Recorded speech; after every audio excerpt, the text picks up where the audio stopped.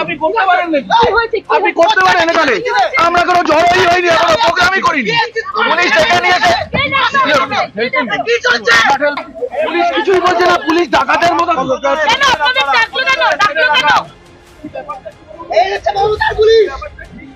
অবিলম্বে 50,000 শূন্য পদে নিয়োগের দাবিতে কলকাতা চলো ডাক 2022 স্টেট উত্তীর্ণ চাকরি প্রার্থীদের।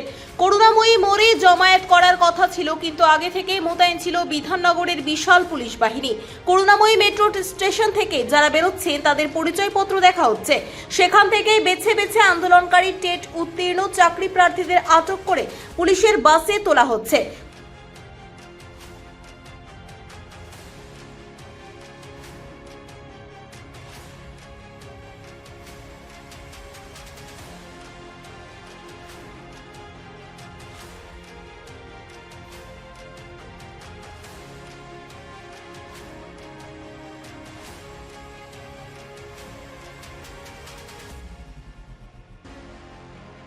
সব ধ্বংস করছেন, বাংলার ছেলেমেয়েদের বাইরের রাজ্যে চলে যেতে বাধ্য করছেন।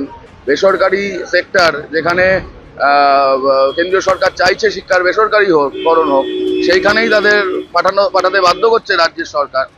আমরা এই প্রশ্নেরই জবাব চাইব। আজ দীর্ঘদিন ধরে ছাত্রছাত্রীরা বসে রয়েছে, তাদের কোনো রকম ভর্তির সুব্যবস্থা করা হচ্ছে না। শিক্ষামন্ত্রীকেই আমরা চিঠি দিয়েছি কথা বলতে চাই বলে। এখন উনি দেখা করবেন কি করবেন না, ওনার হয়ে কেউ করবেন কি করবেন না সেটা ওনারা ঠিক না, ওনারা ওই সমস্ত দেন না, ওনারা ওই সমস্ত দেন।